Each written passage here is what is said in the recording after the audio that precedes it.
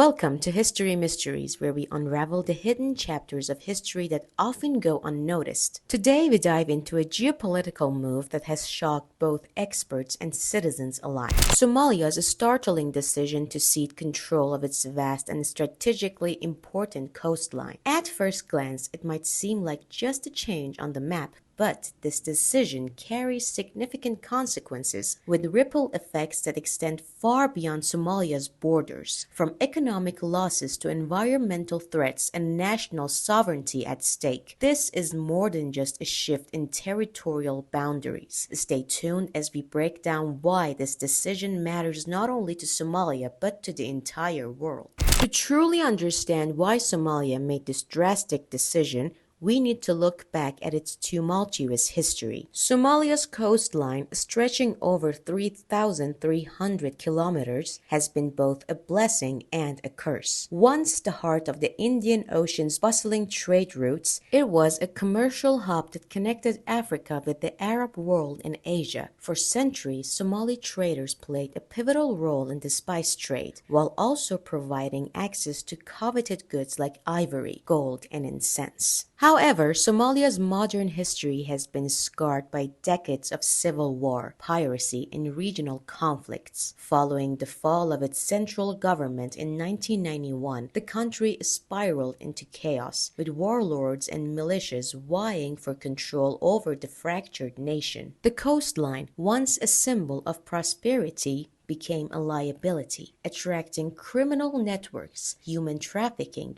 illegal fishing, and most notoriously, piracy. The loss of centralized power allowed these illicit activities to flourish, diminishing Somalia's ability to protect its territorial waters. Furthermore, the legacy of colonialism and territorial disputes, especially with neighboring Kenya over maritime boundaries, has left the coastline vulnerable. These conflicts over access to offshore resources such as fisheries and oil have complicated Somalia's ability to secure its coastline. The decision to cede this territory, therefore, is rooted in a deep historical context of instability and external pressures. By ceding control of its coastline, Somalia is effectively relinquishing a treasure trove of untapped resources. Rich in marine life and home to potential offshore oil reserves, this region could have brought billions in revenue to the struggling nation, but economic desperation drove Somalia to this decision. Plagued by years of civil unrest and a fragile economy, the Somali government sought short-term financial relief in exchange for long-term assets. While the move may attract immediate foreign investment, particularly in infrastructure and development projects, the question remains, at what cost? The loss of these vital fishing grounds will undoubtedly devastate coastal communities, whose livelihoods depends on these waters. Moreover, the relinquishment of potential oil and gas reserves beneath the seabed could have been a game changer for Somalia's economy. Yet, in pursuit of immediate financial stability, the Somali government has potentially sacrificed future prosperity. The tragic irony of resource-rich yet impoverished nations like Somalia is that they are often forced to trade away their most valuable assets to survive in the short term. The new custodians of Somalia's coastline, whether they be foreign governments or multinational corporations, may prioritize their own interests, leading to further exploitation rather than economic empowerment for Somalia. The environmental toll of this decision is immense. Somalia's coastline is home to some of the most diverse marine ecosystems in the world, including coral reefs, mangroves, and breeding grounds for a wide variety of fish and marine mammals. These ecosystems not only support local biodiversity but also play a critical role in maintaining global environmental balance. Foreign entities taking control of these waters would prioritize aggressive resource extraction, such as industrial-scale fishing and offshore drilling, over environmental conservation. This exploitation could lead to the collapse of marine ecosystems, endangering species, destroying habitats, and threatening the livelihoods of of coastal communities. Additionally, oil exploration carries the risk of catastrophic spills, which could devastate the marine environment and leave lasting scars on Somalia's coastline. The destruction of mangrove forests, which act as natural carbon sinks, could also exacerbate global climate change by releasing stored carbon into the atmosphere.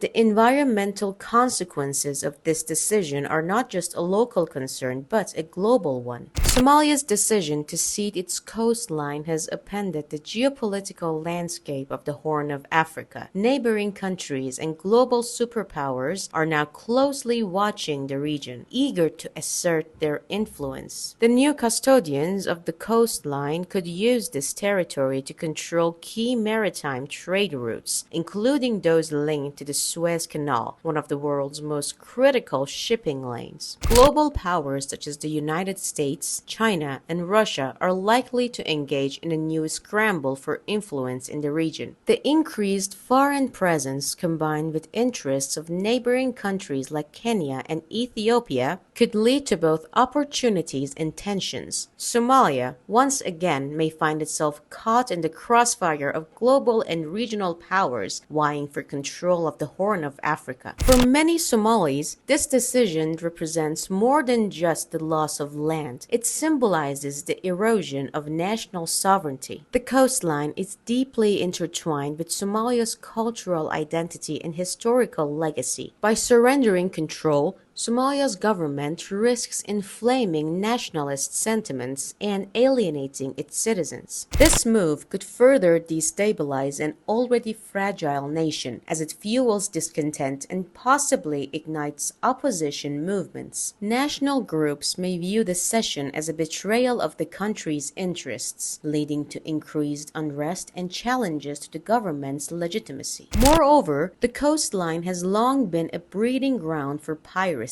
which has terrorized global shipping routes. The introduction of new foreign actors could either curb piracy or lead to a shift in power dynamics among criminal networks, further complicating security in the region. Somalia's decision is not without historical parallels. The Panama Canal, once controlled by the United States, was eventually returned to Panama, with both positive and negative consequences. Similarly, Pakistan's decision to lease its Gwadar port to China under the Belt and Road Initiative has raised questions about long-term sovereignty and economic dependence. Somalia's coastline, like these examples, could become a flashpoint for future conflicts and power struggles. As we've explored today, Somalia's decision to cede its coastline is far more than a geographic adjustment. It is a move with profound implications for the country's economy, environment, and sovereignty. While the short-term financial relief may offer a lifeline, the long-term consequences could be devastating. Somalia's coastline, once a symbol of prosperity, is now in different hands, and the world is watching closely to see what happens next. If you found this story fascinating and want to dive deeper into hidden chapters of history, make sure to subscribe to History Mysteries. Don't forget to like this video and hit the notification bell so you never miss out on our next story. Until next time, stay curious and keep exploring the mysteries of our world.